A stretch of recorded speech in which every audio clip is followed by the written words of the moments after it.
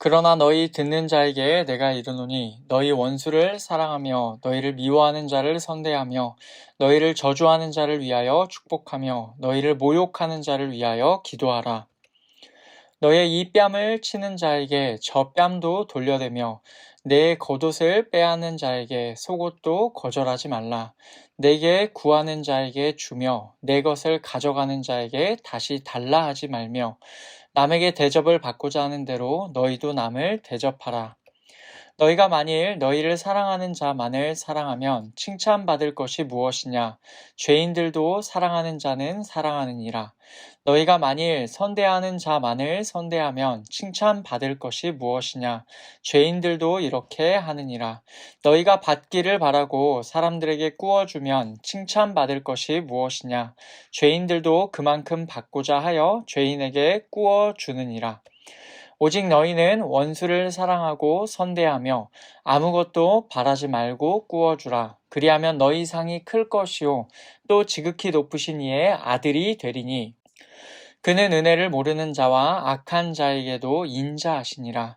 너희 아버지의 자비로우심 같이 너희도 자비로운 자가 되라. 비판하지 말라. 그리하면 너희가 비판을 받지 않을 것이요. 정죄하지 말라. 그리하면 너희가 정죄를 받지 않을 것이요. 용서하라. 그리하면 너희가 용서를 받을 것이요. 주라. 그리하면 너희에게 줄 것이니 곧 후히 되어 누르고 흔들어 넘치도록 하여 너희에게 안겨 주리라. 너희가 헤아리는 그 헤아림으로 너희도 헤아림을 도로 받을 것이니라. 아멘. 오늘 말씀은 아주 유명한 말씀입니다. 우리 성경책을 보시면 성경책의 문단 제목에도 나와 있듯이 원수를 사랑하라 라는 내용입니다. 보통 우리는 이 구절을 마태복음에서 나온다 라고 그렇게 알고 있지만 여기 누가복음에도 이 내용이 나와 있습니다. 원수를 사랑하라, 이 한마디에 참 많은 의미가 담겨 있죠. 세상 사람들이 기독교를 묘사할 때 많이 인용하는 말이기도 합니다. 아주 유명하지만 여전히 우리에게는 부담스러운 이 말씀을 우리가 찬찬히 살펴보면서 말씀의 의미를 생각해보고 우리에게 어떻게 적용하기 원하시는지 우리가 함께 생각해보기 원합니다. 예수님께서 이 말씀을 제자들에게 하셨어요. 구체적으로 보면 27절에 나오는 너희 듣는 자들에게 말씀하셨습니다. 핵심 내용은 원수를 사랑하라 라는 이 한마디로 요약할 수 있겠지만 구체적으로 보면 그것보다 더 많은 내용이 있습니다. 그래서 27절부터 30절까지의 내용을 보면 이렇게 되어 있습니다. 너희 원수를 사랑하라. 너희 원수, 너희의 적들을 말합니다. 그리고 너희를 미워하는 자들에게 선을 행하라. 너희를 저주하는 자를 위하여 축복하라. 너희를 모욕하는 자들을 위하여 기도하라. 29절 너의 이 뺨을 치는 자에게 저 뺨도 돌려대라. 내 겉옷을 빼앗는 자에게 속옷도 거절하지 말라. 내게 요청하는 모든 자에게 주어라. 내 것들을 가져가는 자에게 돌려달라고 요청하지 말라. 라는 내용들로 되어 있습니다. 굉장히 많은 내용이 있지만 몇 가지 범주로 좀 묶어볼 수가 있겠는데 대략 4가지 정도로 압축할 수가 있습니다. 첫째는 그냥 전체를 포함할 그 정도의 의미를 가진 사랑하라 라는 것이고, 두 번째는 선을 행하라입니다. 이 안에 축복하라, 기도하라 이런 것들 들어있겠죠. 그리고 세 번째는 주어라입니다. 뺨도 주고 옷도 주고 요청하는 모든 것을 주어라. 그리고 네 번째는 뭐뭐 하지 말라입니다. 이 4가지 범주가 오늘 말씀 전체 범위에서 대략 이 4가지 범주 안에 다 들어가고 있습니다. 그리고 이 많은 내용을 다시 한번 요약해 본다면 너희의 원수들, 너희의 적들을 사랑하라 라고 말할 수 있겠죠. 그러면 우리가 이렇게 질문을 던질 수가 있습니다. 누가 우리의 원수들인가? 누가 우리의 적들인가? 우리의 원수들, 우리의 적들이라 하면 누구인가? 라는 그런 질문이 나오죠. 우리가 방금 읽은 구절들을 다시 보면 많은 사람들이 나와요. 미워하는 자들, 저주하는 자들, 모욕하는 자들, 때리는 자, 빼앗는 자, 구하는 자, 가져가는 자, 여러 사람들이 나옵니다. 근데 여기 나오는 사람들을 보면 하나같이 공통점이 있는데, 여기서 이들이 어떤 일을 행하는 대상인 우리에게 부당한 일을 행하는 사람들이다 라는 것입니다. 이들의 행동은 논리적이지도 않고 합당하지도 않아 보입니다. 물론 이유야 있을 수 있겠지만 당하는 사람의 입장에서 보면 억울하기가 이를 데가 없어요. 말 그대로 우리의 원수 같은 사람들입니다. 우리가 억울한 일을 당하게 만드는 우리의 적입니다. 예수님의 이 말씀을 듣는 우리의 마음은 어떻습니까? 여러분, 이 말씀, 원수를 사랑하라라는 이 말씀이 구체적인 적들을 상정하고 우리가 이 말씀을 볼 때 어떤 느낌이 드십니까? 이제까지 우리는 이 말씀을 어떻게 듣고 어떻게 읽어 오셨습니까? 지난주에 들었던 사복과 사화에서처럼 우리의 가치관과는 아주 큰 괴리가 느껴지는 말씀일 것이죠. 그냥 피상적으로만 그렇지 라고 이해했을 수도 있고 아예 이해하지 않으려 했을 수도 있습니다. 성경에 이런 내용이 있지만 깊이 생각하지 않을 수도 있죠. 아마 기본적으로는 우리의 마음이 무거울 것입니다. 이 말씀은 유명한 구절이어서 세상 사람들도 많이 알고 우리를 비판하는 용도로 왜 이렇게 살지 않느냐며 자주 인용하곤 합니다. 그러다 보니 솔직히 말해서 우리는 이 말씀 앞에서 자주 중간 지대에 머무는 것 같습니다. 물론 이쪽이든 저쪽이든 분명히 선택하는 사람들도 있을 건데 아마도 많은 사람들은 적당한 선에서 이 말씀에 반응하고 있다고 생각이 됩니다. 적극적으로 원수들을 사랑하라는 쪽에 서 있지 않으려 합니다. 그렇다고 해서 그 반대의 자리에 이 명령을 대놓고 거역하는 자리에 있으려 하지도 않습니다. 애매한 쪽에 서 있으면서 원수를 사랑하라는 명령에 막연하게 부담감을 느끼고 있는 그런 상태 정도로 많은 그리스도인들이 그렇게 살고 있습니다. 이런 우리의 상태를 32절부터 34절까지의 말씀에서는 잘 설명해주고 있습니다. 너희가 만일 너희를 사랑하는 자만을 사랑하면 칭찬받을 것이 무엇이냐? 죄인들도 사랑하는 자는 사랑하느니라. 너희가 만일 선대하는 자만을 선대하면 칭찬받을 것이 무엇이냐? 죄인들도 이렇게 하느니라. 너희가 받기를 바라고 사람들에게 꾸어주면 칭찬받을 것이 무엇이냐? 죄인들도 그만큼 받고자 하여 죄인에게 꾸어주느니라. 아멘. 적극적으로 적들을 사랑하는 대신에 적당한 상태에 머물러 있습니다.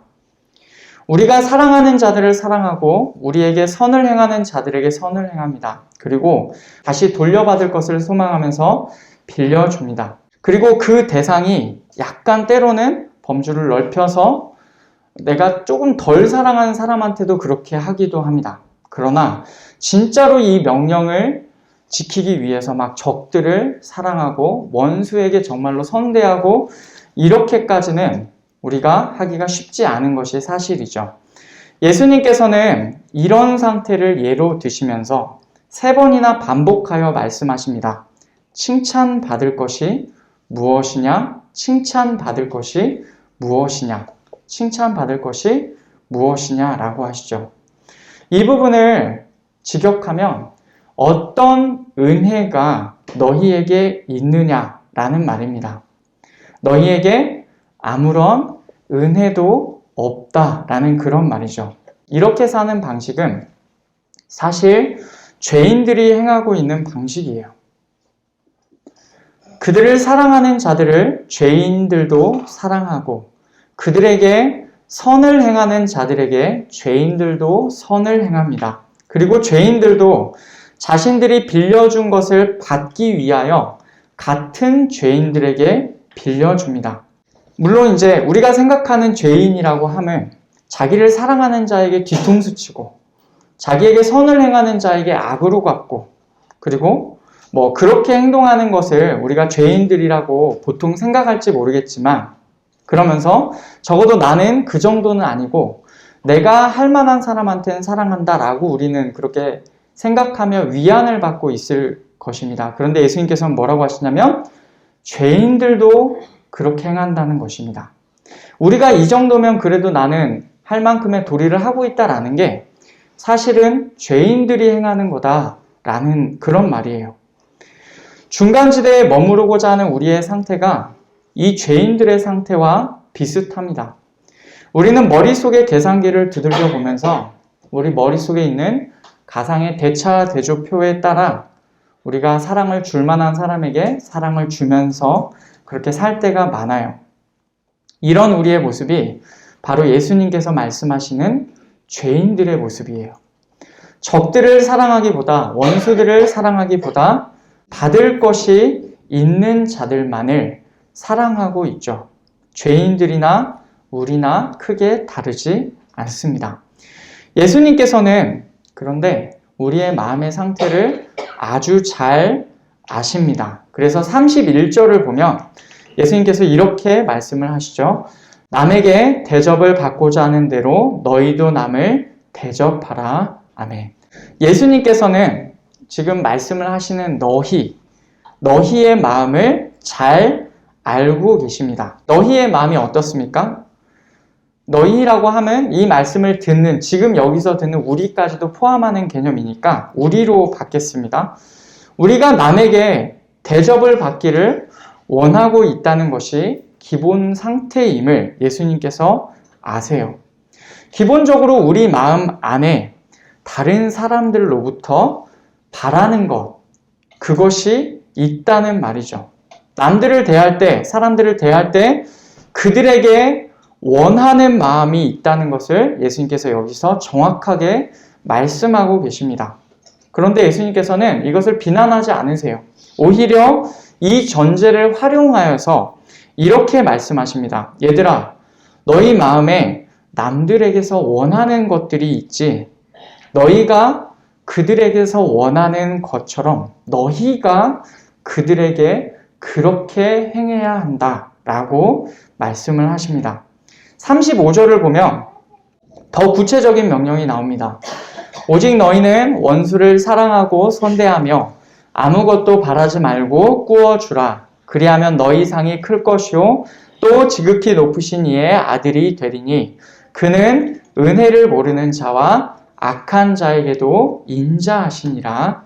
아멘. 이 말씀에 따르면 원수들을 사랑하고 선을 행하고 아무것도 바라지 않으면서 주어야 합니다. 이렇게 예수님께서는 중간지대에 있는 우리에게 받을 것이 있는 자들을 사랑하는, 때로는 그것보다 약간 더 얹어서 사랑하는 우리에게 두 가지 명령을 주셨습니다. 첫째, 다른 사람들에게서 원하는 것처럼 그들에게 내가 원하는 대로 그들에게 행해 주어라. 둘째, 아무것도 돌려받는다고 소망하지 말아라 라는 것이죠.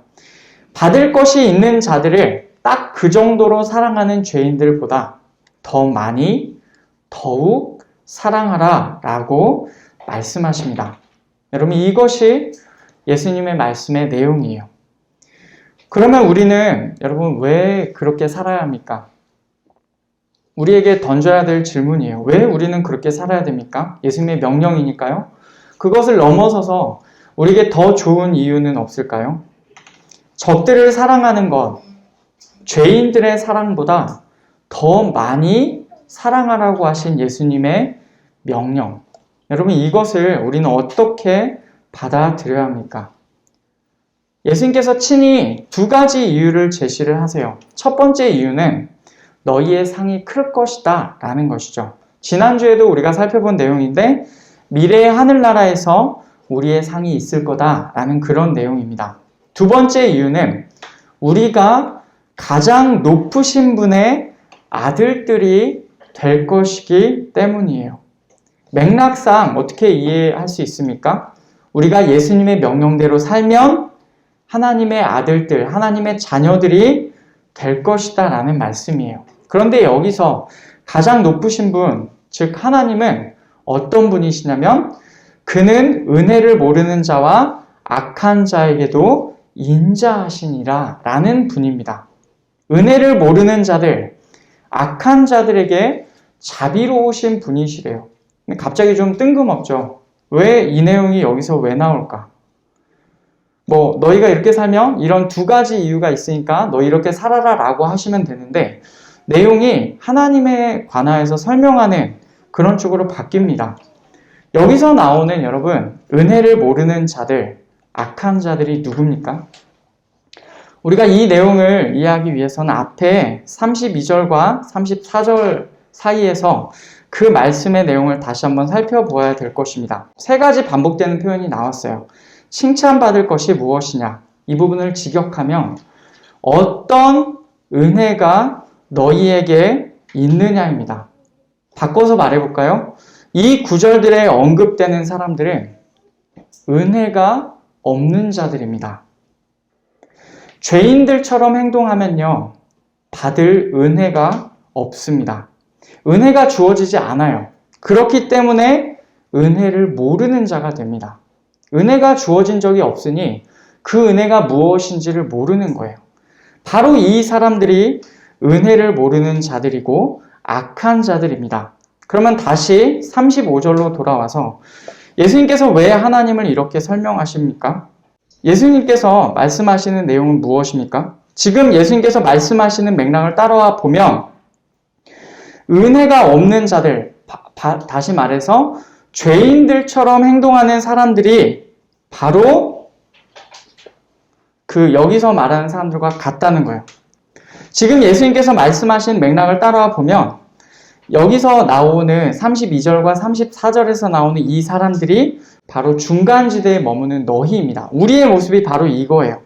죄인들의 사랑 정도만 사랑하기를 원하는 자들이 은혜를 모르는 자들입니다. 그리고 악한 자들인 것이죠. 여기서 나오는 사람들의 모습이 바로 그런 모습입니다. 은혜를 모르고 은혜가 주어지지 않아요. 은혜를 몰라요. 은혜가 없습니다. 그래서 악한 자들입니다. 이런 모습들이 우리의 모습과 같아요. 받을 것이 있는 자들을 사랑하는 자들이죠. 결국 우리들이 죄인들이고 우리가 은혜를 모르는 자들이고 우리가 악한 자들입니다.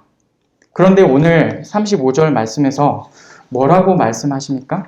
그런 은혜를 모르는 자와 악한 자에게도 하나님께서는 인자하시다, 자비로우시다, 그렇게 말씀합니다. 사실은 우리는 하나님의 아들들, 하나님의 자녀들이 될 자격이 없다는 것이죠. 우리는 은혜에 적합하지 않은 자들입니다. 우리가 사랑하는 그 사랑은 죄인들이 행하는 사랑이며 그 사랑 정도로는 우리에게 어떤 은혜도 주어지지가 않아요.